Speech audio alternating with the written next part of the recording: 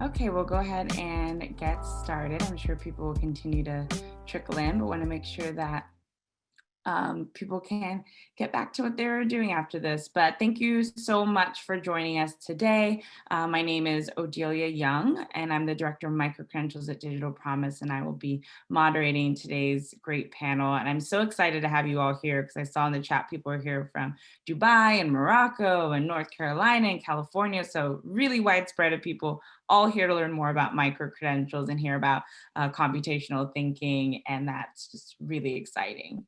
And so this webinar on how educator microcredentials support professional learning for computational thinking was born out of the fact that we just recently published at Digital Promise a white paper on integrating microcredentials into professional learning.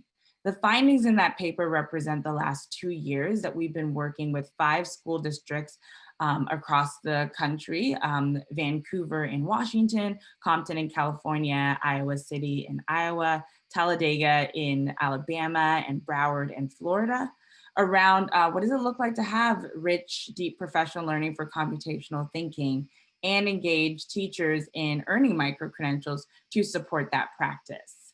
And so if you haven't had a chance to check out that white paper, we will include a link in the chat for that later on in today's webinar. Hope you'll be able to check it out. But wanted to have this panel so that you can hear directly from the experts on their experience and their journey using micro-credentials and integrating computational thinking into their practice.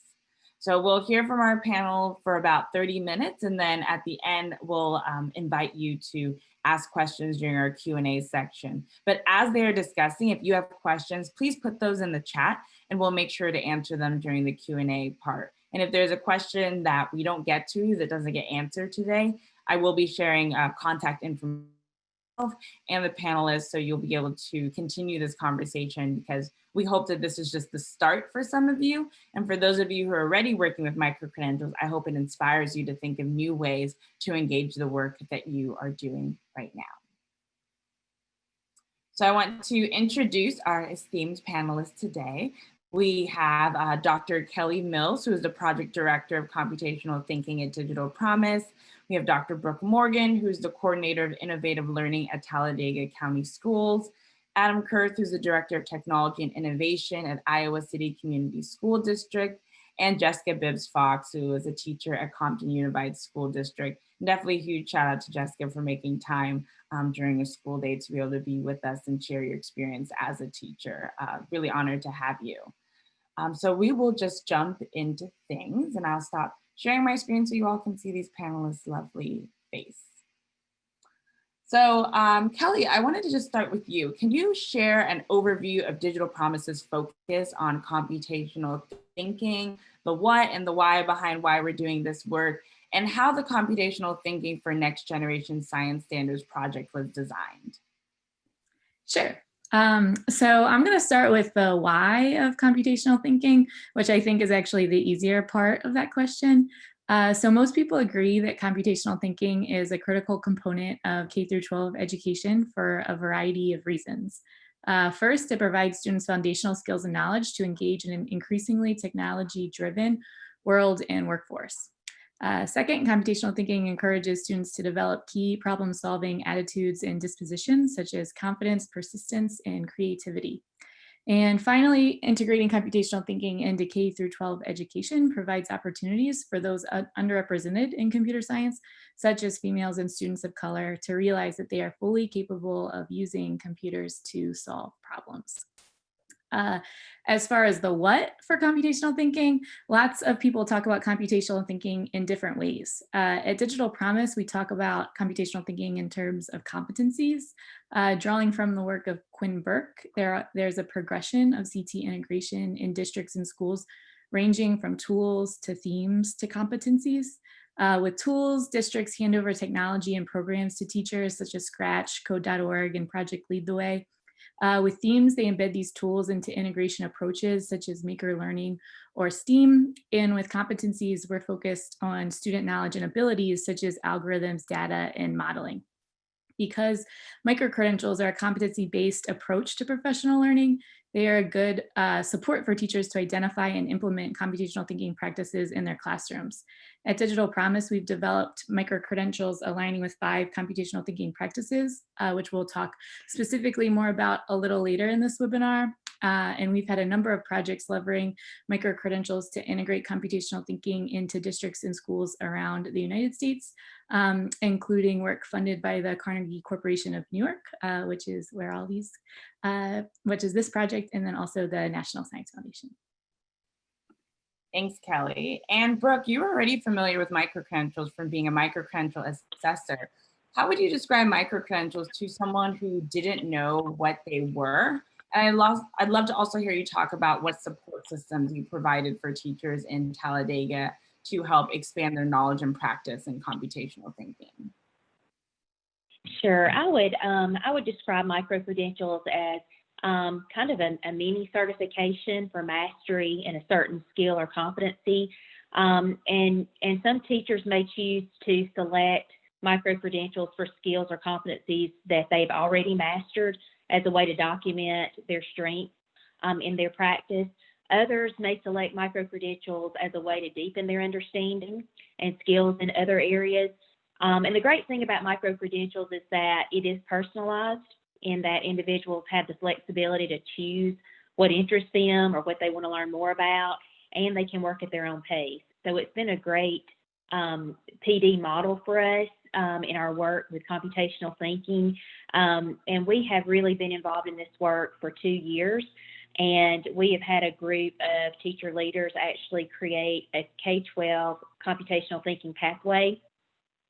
And, you know, we can't just create a pathway and hand it to teachers and say, go teach. We have to make sure that we provide the support and training so that they understand, you know, what computational thinking is. They have a common vocabulary that we're all using and that sort of thing. And the micro-credentials have been really effective in making sure that we can document our professional development learning and document implementation, because I think that a lot of times we provide training to teachers and there's really no follow-up. We don't really know if what they've learned they're actually putting into practice. And so with micro-credentials, they have to provide evidence of actually using these skills and strategies in their classroom. And it also gives teachers an opportunity to reflect on their practice, which I know a lot of times teachers just run out of time and they jump from one unit to the next or one skill to the other, and they don't really stop and really reflect on what went well and what they could do differently next time. And micro-credentials really forces that reflection, which I think is great. Yeah, thanks, Brooke. That reflection piece is really important. I'm sure we'll hear more about that today. So Adam, I know you're always looking for ways to innovate how you engage with teachers in Iowa City. So what excites you specifically about micro-credentials, and how do you plan to more deeply integrate micro-credentials into professional learning for the district? Yeah, so we got involved in the use of micro-credentials with the Computational Thinking and NGSS project, and that was really a kickoff for us with a focus on CT.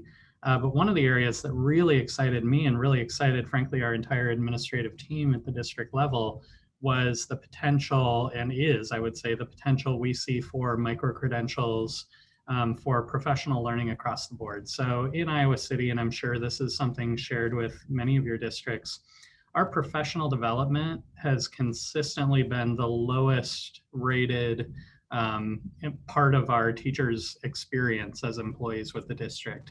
You know, that's something we've always struggled with issues of relevance and topic selection for delivery format, et cetera. And the one exception to that has been in the past when we've done sort of a choose your own adventure approach to professional learning. That creates problems for us at the district level, though, where we can't necessarily build upon that. We can't easily document who engaged in which types of professional learning with which focuses, and we can't necessarily then utilize that professional learning to scale up. And so we saw micro-credentials as potentially an ideal opportunity to create those scenarios where we identify certain key goals. It might be at a district level, it might be at the building level, it might even be at a program level. We identify certain key goals and we identify micro-credentials that fit within those. And then we're able to give our teachers the flexibility to make some decisions on their own with regard to which specific areas they want to focus on, or whether they, depending whether they even want to be involved in earning certain micro-credentials. But even though we're giving them that flexibility and that autonomy in choosing their professional learning focus, we still have documentation, evidence-based documentation that they've engaged with that topic, and not only engaged with it, but they've actually demonstrated that engagement. They've implemented it within their classrooms. And that's something that really excited us at the beginning and still does now. Thanks, Adam. Yeah, it's really exciting to have that flexibility and just have that documentation of great work going on in your district. So Jessica, it's always great to have teacher, perspective on our panels. So would love to hear about, like, prior to joining your Compton cohort for this project, what was your knowledge and experience of computational thinking? And if you can share some highlights about your experience developing your practice and earning micro-credentials. Sure. So prior to joining the cohort, I was familiar, here in California, we are an NGSS state, so the Next Generation Science Standards. And I had training in the Next Generation Science Standards, specifically with the SEPs, and understood that computational thinking was this practice that was something involved in this three-dimensional part of science. In my mind, though, I looked at it very differently than after I joined the cohort. I thought it was this idea of using sensors and collecting things in a particular type of computer tool. And then I also had taught a coding class. So in my mind, I was like, oh, I know coding, so I know computational thinking. And it was after joining the cohort and actually going through the micro-credential program that I started to see the connection between all of it. And what it actually was. And as Kelly mentioned, this idea of there being a skill and being these competencies. And so for me, it was like an aha moment in seeing it, because there's been talk around 21st century skills, and I know the 4 C's, your critical thinking, your collaboration, but then really understanding that computational thinking was this 5th C of this 21st century skill set that the students needed to build. And then it all made sense. It's not coding in isolation that's a computational thinking skill. It's not us using this sensor during a science that's just a computational thinking skill. It is a skill set that we use. And so during the process of some of the highlights with being in the cohort, just having those aha moments and being able to then tweak my practice so that it cannot tweak my practice. So to reflect that thinking. And then really, as already been mentioned, having that reflection piece and saying, did I actually accomplish the goal that I was seeking to do? Did I actually have student evidence to support that what I was aiming, came to some type of fruition, that it was successful? And even if it wasn't successful, because I learned a lot even from that, being able to look at student work and saying, this wasn't really what I was aiming for. They gave me this. How did we get here? And really thinking back and taking that step back and saying, okay, well, maybe I need to refine and think some more. And then having those resources that were available to me during that micro-credentialing process, and saying, well, maybe I need to look at this article, or look at this resource, or reach out to this individual who, reaching out to Kelly and her team, and having those resources that are available to say, let me bounce this idea off of you. How am I getting this? Or even just when you're going through the micro-credentialing process, getting the feedback back from your reflections, or getting the feedback back and having that assessment score, it really helped me to understand how I needed to implement computational thinking, not just in my coding class, or not just in my science class, but through all the courses that I teach. Yeah, thanks, Jessica. And I love the way that you describe, computational thinking as this 5th C, because it's so computational thinking is foundational in today's really technology driven world. So how do we support teachers in adopting it into their practice, no matter their subject area? And how then also can micro-credentials support district in that goal of adoption and teachers in that goal of adoption? So Kelly, why don't we start with you? Oh, yeah, sure, of course. So that question about supporting teachers is a really good one because teachers often don't have an abundance of positive computer science experiences to draw on in order to make connections between their own teaching and computational thinking. And then on top of that, the field talks about computational thinking in varied and confusing ways. So like, does computational thinking mean giving kids a coding or scratch project every once in a while? Or does it mean making a graph or chart? Or does it mean encouraging the development of general problem solving skills? And the even more confusing answer is that it could be any one of those things and more. So at Digital Promise and through this work, we've developed many resources to support teachers to identify and develop opportunities to integrate computational thinking into their teaching, including look for documents for teachers to explicitly identify computational thinking in their own practice and with their students. We've also developed example lessons and templates of these lessons for teachers to remix them. And we have developed rubrics for each practice for teachers to plan and assess student work. And all of these resources are now published in the Computational Thinking for Next Generation Science Toolkit. And I can share a link for that in the chat now. And so the micro-credentials provided a collaborative and supportive process for teachers to plan, implement, and reflect on their practice. In planning, teachers collaborated to develop in their own remixes of the Digital Promise resources and some of their own original projects. Because the micro-credential prompts students to collect teachers to collect student evidence, it helps the teachers to identify where specifically they were integrating CT in their lesson and then develop opportunities for students to share their thinking. And then it provides a platform for teachers to reflect on their practice and be recognized for their accomplishments.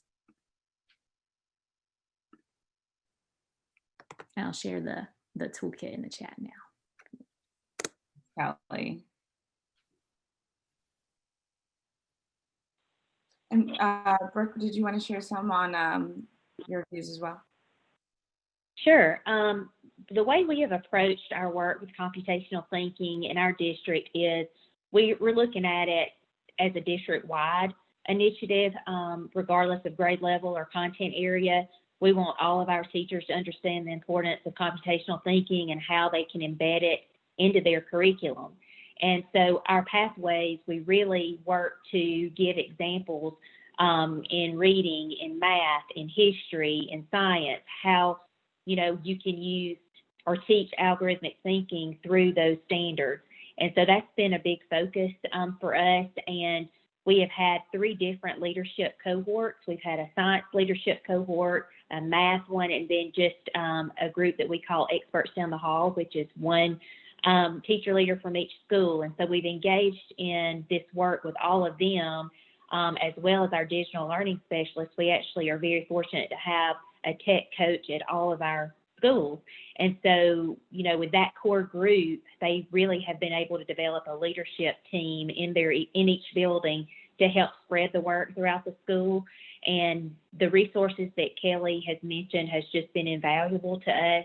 We use the walkthrough forms. She was really instrumental in helping our science group really think through how to teach computational modeling and how to embed algorithmic thinking into the science curriculum.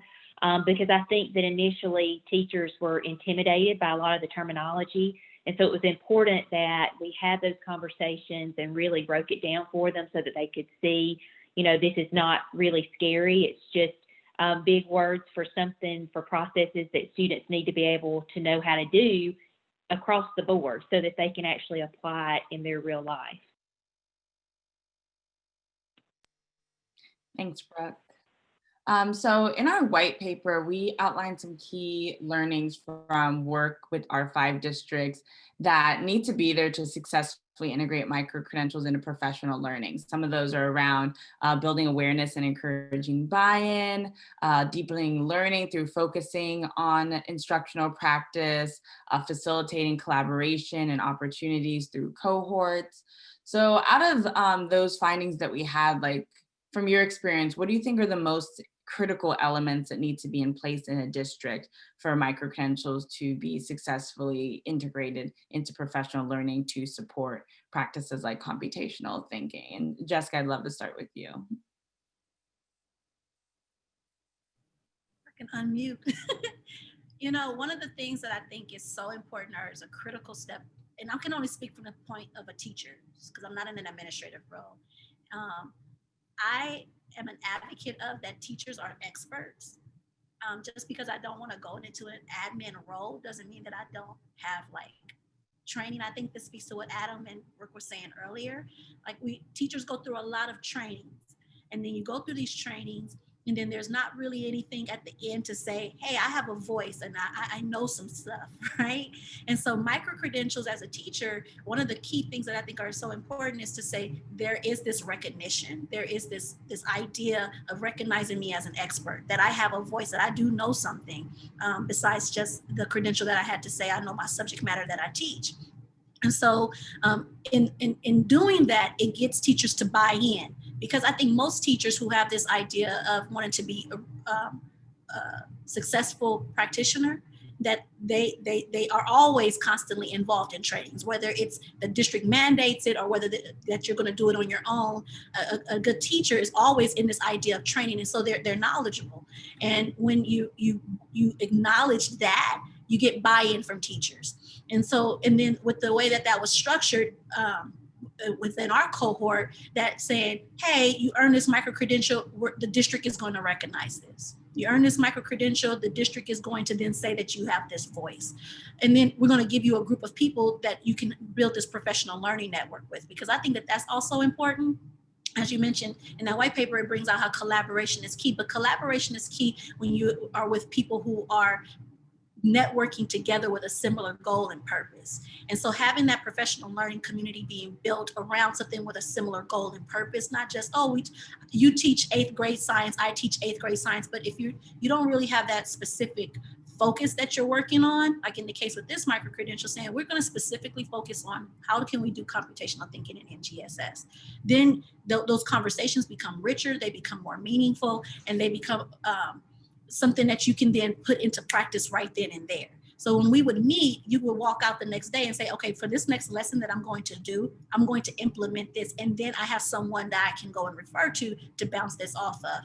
And then that whole, and especially here in my school, we transitioned to a K-8 model. So last year, I was the only 8th grade math and science teacher.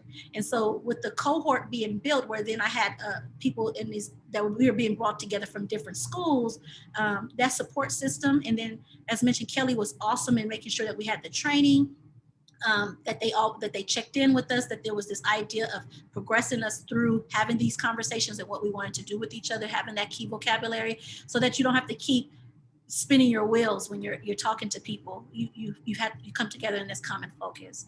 And so that support, that recognizing and providing that voice, and then having that facilitation, those are key components that I think are very necessary as a teacher in having a successful micro-credential program. Thanks, Jessica. That's really powerful, especially around like just recognizing the voice and the expertise that teachers are bringing to your work. Adam, would love to hear from you about those findings and what you think is key to successfully integrating micro-credentials.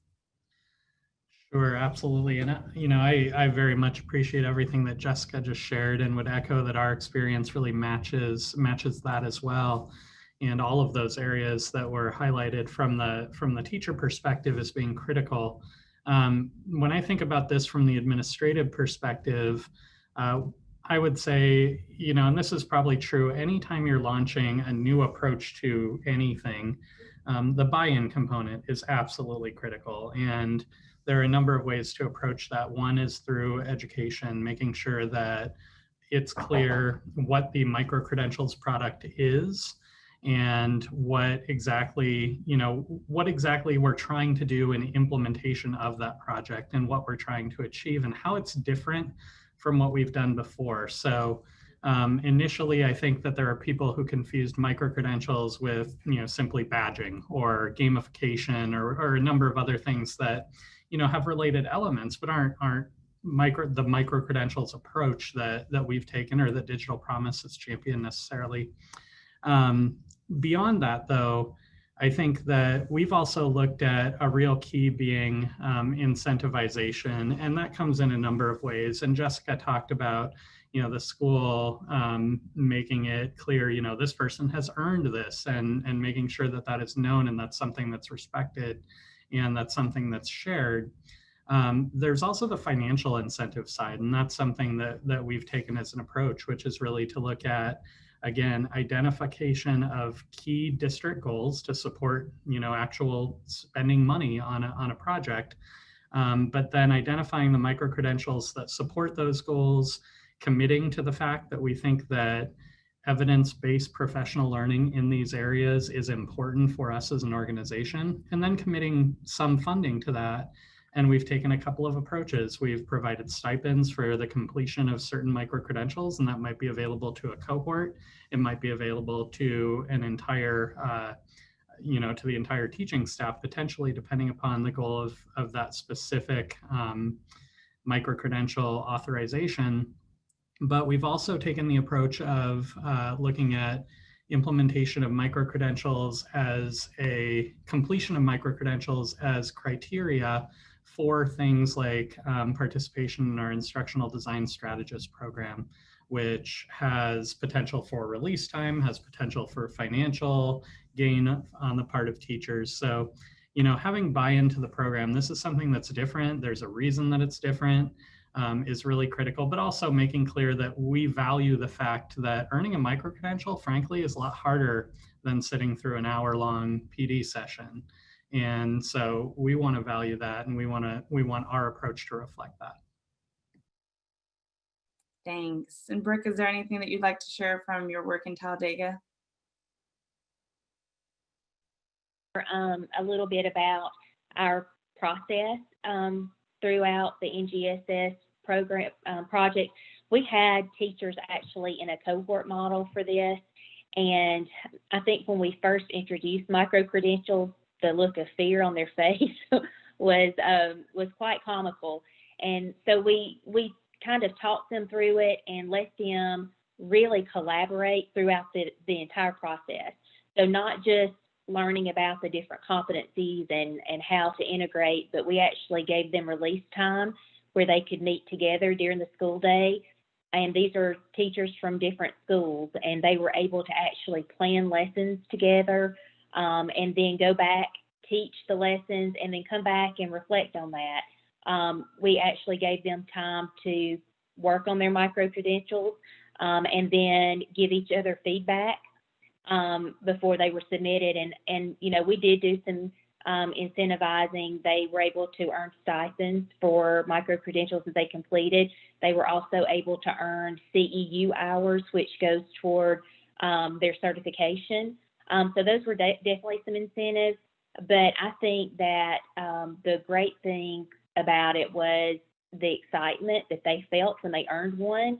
And just to be able to share that with the cohort, we had group emails going back and forth, my micro-credential passed, and, they were really excited. And I think that really kind of gave them buy-in and made them want to work on other ones. And so we have a group of teachers who have earned 3 of the micro-credentials.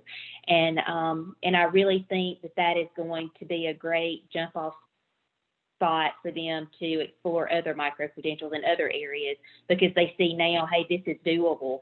And I do think it's really important when educators do their very first one. I think it's really important that they have that guidance from somebody that's already done it, because there are a lot of questions and they're not confident in that process yet. So I do think that probably the key to our success has been providing that time for collaboration, kind of helping them through with some deadlines, and just having that non-threatening environment where they felt free to ask questions, even if they thought they were dumb questions, and help them move through that process and feel that success.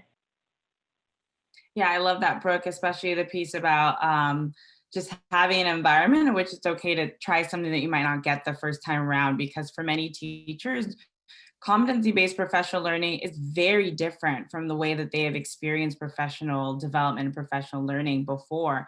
And so providing us like much like room to say like, hey, it's okay, we're all growing in this together. Let's like try out this thing together is really powerful, because it isn't just like I as a single, individual Odelia, I'm looking at micro credentials, but now I have people around me who all have the same goal, who I could then talk about and like build towards being successful and having the successful experience and wanting to continue to experiencing professional development in this kind of rich way.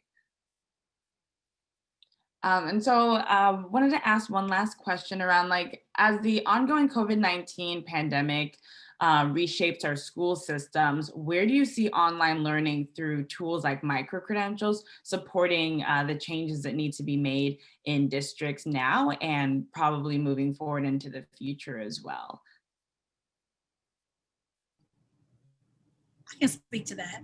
So I think that the world that we're living in right now, if we really think about it, the credentials that we earn from our institutions of higher education to teach, they didn't prepare us for what we're dealing with right now. And so micro-credentials are on the spot type of training and saying, this is what's happening right now. This is what we need to work on. Let's build this competency in it. So for me, I know with last year when we went into quarantine and our school was shut down, we were in the middle of, I think I was teaching WAYS. Actually, I know I was teaching WAYS.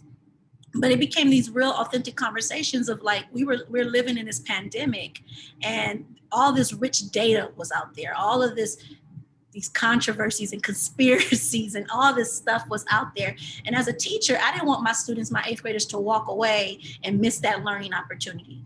And so it was through the work of like working with things with Apple and seeing how we can build the things that we were already using and then the things with Digital Promise that we were using in computational thinking, that we built this whole project, this PBL project, based upon the COVID-19, like collecting data, looking at those data moves, those resources that I got from Kelly, being able to teach the students how to actually look at real data in real time and make these analysis from it, asking questions about it and building from there. It was an authentic project. And I think that as we move into the system that we're living in, we need to really make sure that we're highlighting how important it is that we're training our students to be 21st century critical thinkers. And that means that we need to use 21st century material, what's going on right now. And there's a plethora of so much data out there, so much information. It's like we're living in a data age right now. And to not take the time to actually teach our students how to deal with that is a disservice to our students, especially in the community that I serve. If you're working with a highly disenfranchised group of people, it's so critical to make sure that they know how to deal with that information, what to do with it. And with computational thinking, and I have seen in the chat, like, how can we use computational thinking in ELA and all this kind of thing? Computational thinking is a thinking set. It is a skill set that you're building. And once you can implement that with your students, and then you've set them up for success in not just in your classroom, but to successfully navigate this world. And that's all of our goals as teachers, to teach these kids how to navigate the world. And micro-credentialing helps me as an educator to not feel like I'm alone or trying to figure it out on my own how to teach this, because I don't know either. I'm learning too. It's all new. So the micro-credentialing gives you that platform, that group of people. It gives you those resources. It gives you those articles to go and read and say, well, who's done this before? Where can I pull from? Where are my resources? Who are the people I can build partnerships with in order to successfully be able to teach the kids currently what's going on in the world? Thanks, Jessica, and thanks for putting it back on like that equity piece too, about the students who really can get value from this the most as well. Would love to hear from anybody else on the panel about that question. Yeah, I would jump in, and I think there's a pretty clear application for micro-credentialing as it relates to our current professional learning environments in a lot of districts. I know in my district, we still have no in-person professional learning that's happening right now. So authentic evidence-based learning that can happen through a digital platform and be submitted and evaluated through a digital platform offers some real advantages. But I'm actually going to go a different angle and talk about the implications going forward. None of us really knows what our environment is going to look like going forward. And that's kind of true across education. We don't know what next year is going to look like, whether the pandemic is still ongoing or not. We've introduced things like pre-K through 12 online learning as, something that I don't think we're going to be able to let go of. I don't think that that's just going to go away when the pandemic ends. I think there'll be demand for it. And I think that because we had some demand for it even prior. And so as we look at that changing environment, we also look at a situation where the needs of our teachers and the rest of our staff even aren't necessarily going to be as compartmentalized by building as what they are right now. We look at it and, junior high level, everyone's going to get this PD and it's going to be implemented. It's going to be great, right? That's not necessarily the case, though, if you have teachers who are, some of whom are going to be teaching virtually, potentially going forward from here on. Some might be in both, delivery formats. Some might be, we might have staff who are involved in specific outreach to students who are engaged in virtual instruction or who can't be on site for health reasons, or a variety of other circumstances. And so again, a professional development framework that allows us to target topics to specific staff members who need them, or even empower them to make those decisions about what's most relevant to them, I think offers us a huge advantage moving forward. As we're kind of forced to move away from the kind of one size fits all approach to PD that, it's really been our dominant approach in the past. Thanks, Adam. And on that note, I do want to transition us into our Q&A section. So what I'm going to do is I'm going to make it so that if you are attending right now, that you can unmute yourself so you can ask any questions that you might have. And if you'd rather put the question in the chat, you can, and I'll read it out loud.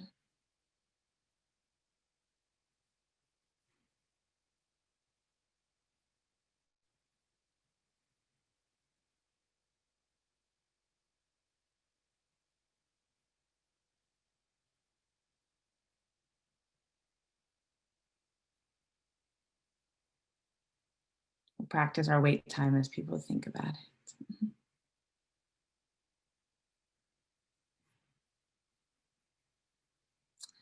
All right, so David asked, can you share some examples of the most popular micro-credentials in your settings? By settings, you mean in their district?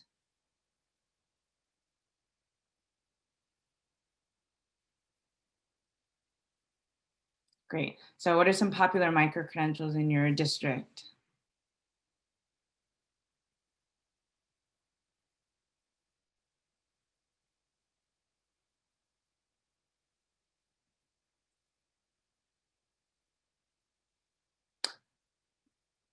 Oh, Jessica, you're on mute.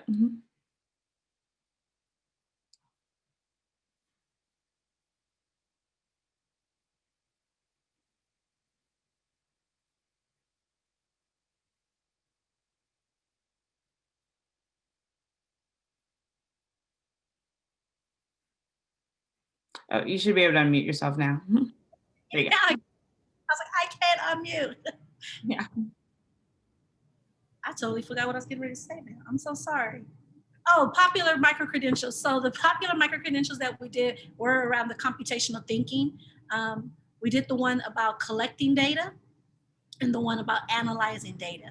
And so I think that those were really great to go together also, because it helped me to see the connection between the difference between collecting data or having teaching students how to collect data and then what to actually do with that data, and how computational thinking is involved in both of those aspects. So for us here in the science middle school teachers with the micro-credential, those are the two that were popular that we did.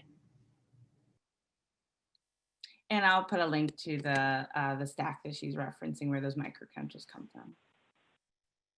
In our district, we also started out with the data micro-credentials. And after we completed those, we moved on to algorithmic thinking. And then the third one that we focused on was computational models and simulations. And so we've we've gotten 3 kind of under our belt right now. And then we have individual teachers who have kind of gone out on their own and completed some, such as growth mindset, wait time. There's some that are really kind of quick and easy for strategies that we've already implemented, that they were able to quickly submit evidence and earn that micro-credential. But I'm really excited about the future of micro-credentials in our district, because there are so many out there now that you can pretty much find one to fit just about any, new and emerging strategy that you want to implement in your schools. Yeah, and I would jump in and say, we also, as I mentioned, started out with the focus on computational thinking. So, specifically, I think integration of computational thinking into curriculum and creating algorithms were a focus for us. And then beyond that, we've moved to look at really 2 other key areas so far. One of them is related to digital citizenship and instructional technology. So there are a couple of micro-credentials, I think, creating digital citizens and promoting digital citizenship that we've leveraged there. And then also the area of equity, cultural competence, and implicit bias have been a big PD focus for us for a few years. And so we've looked at, I think, a global cultural competence micro-credential that's been something that we've utilized. Great.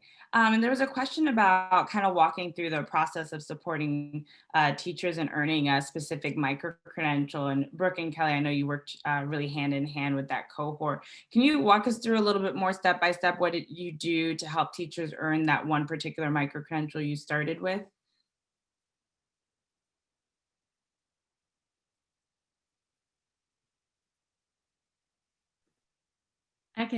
I could start, and then Brooke can add a little bit more, because there was a really strong cohort model in Talladega in particular. So all of the teachers were from the Talladega district were invited to be part of this cohort. So, and there was a lot of camaraderie and I would say even like friendship among the participants of the cohort. So they really liked being together. And there was really productive conversations around relating the computational thinking ideas to what they're doing in their classrooms. So there's like a lot of collaboration and good energy in the space, as far as like using the time for planning. And they were all great teachers, so they had a real desire to change the things that they were doing in their classrooms to make it more engaging for their students, and then saw this as an opportunity to plan and to do that, which was pretty great. And so as far as guiding them to integrate computational thinking, they really ran with the resources. So just being very explicit about what the computational thinking practices are and what they look like. And then providing a few examples of those. And then that provided enough of a seed for them to be like, make some connections to their own practice. And then you could say a little bit more, Brooke.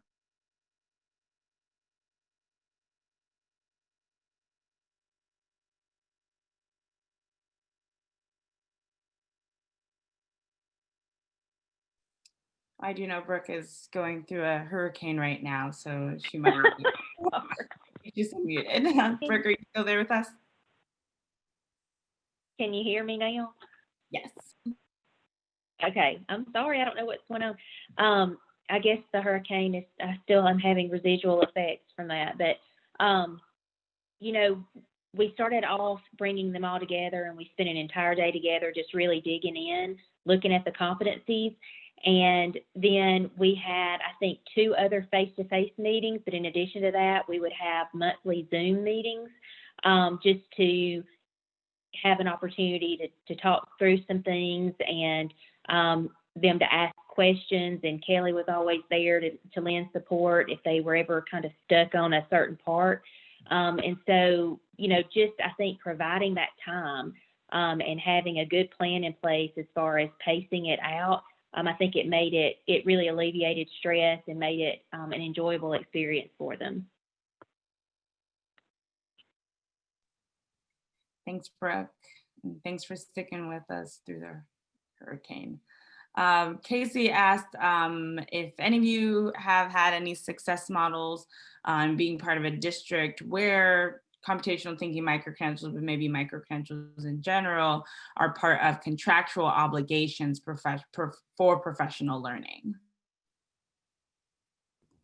I would jump in on that one just quickly and say that we're not there yet, but we have talked about that. And I noticed there's a question in the Q&A that relates to salary schedules. It kind of overlaps with this one a little bit. And actually, we had a plan to require, as part of our contract, our instructional design strategists, which is basically our our instructional coaching positions, to have completed a certain number of micro-credentials from a stack of micro-credentials that we would list for them. However, the plan was for that to be communicated out as a change on March 13th of 2020. And if you think back to March 13th, we had other things that became priorities right at that time. So that got bumped back a little bit. So I can't speak to success that we've had with that, other than to say that we do have that designed right now with the goal of implementing as part of our instructional coaching program here sometime later yet this year. And then we've also looked really early on at, had some discussions with our human resources department as it relates to implementing micro-credentials as part of our salary schedule, which right now is based purely on years of experience and has no other inputs at all. Yeah, and that actually leads me into my next question around, does your district, or do you know of any that have incorporated micro-credentials into salary schedules?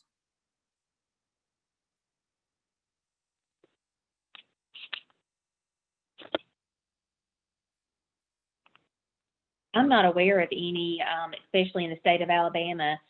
We just really tried to take steps to make sure teachers earn PD hours for completing them.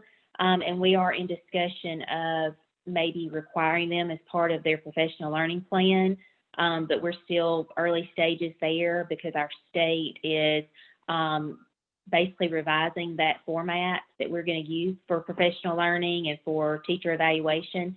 So we're kind of at a holding pattern there, but we just want to make sure that our teachers are have a really firm understanding of them so that hopefully we can move in that direction. Yeah, I do know of some districts in Wisconsin, because of their specific political landscape around professional development and what it ties to, they can just have competency-based learning and micro-credentials, where it's like earning one micro-credential is like $200, $400 increase in your base pay, salary increase.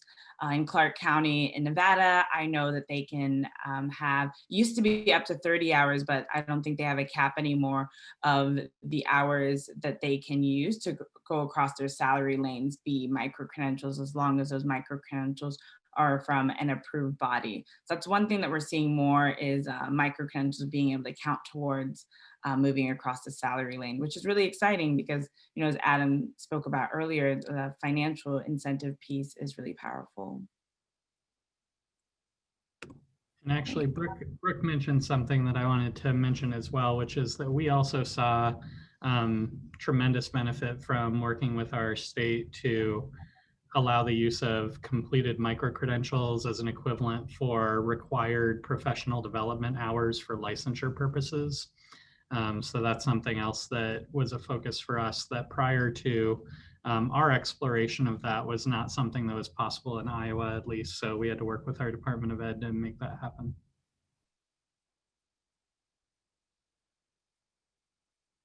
Thank you. And just thank you all of our panelists. I wanted to just end by having one of our partners at UT share a little bit about their micro-credentials, and Kelly share about the ones that we started to develop. And then I'll share some contact information, because we really want to connect with people who are on here today and continue to hear about what you're building in your own state or district, and maybe how we can even partner together as well. I will share my screen for you, Marie. Thank you. So my name is Marie Gerardo. I work with the You Teach Computer Science program at the University of Texas at Austin. We are a College Board endorsed provider for APCS principals and APCSA. We do project-based curriculum and PD and ongoing teacher support. And we've taken a lot of the knowledge that we've built up over the years from that, and we are launching our first set of free micro-credentials for K-12 educators interested in computer science, and we're very excited to partner with Digital Promise to do that.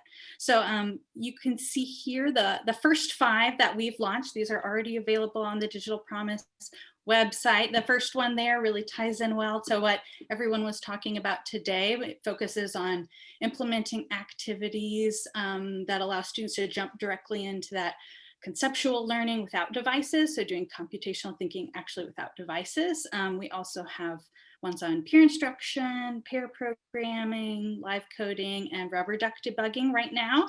And I'd invite all of you to learn more about each of those on the Digital Promise website. You can either filter for You Teach Computer Science or go to our website as well. And we will be launching more.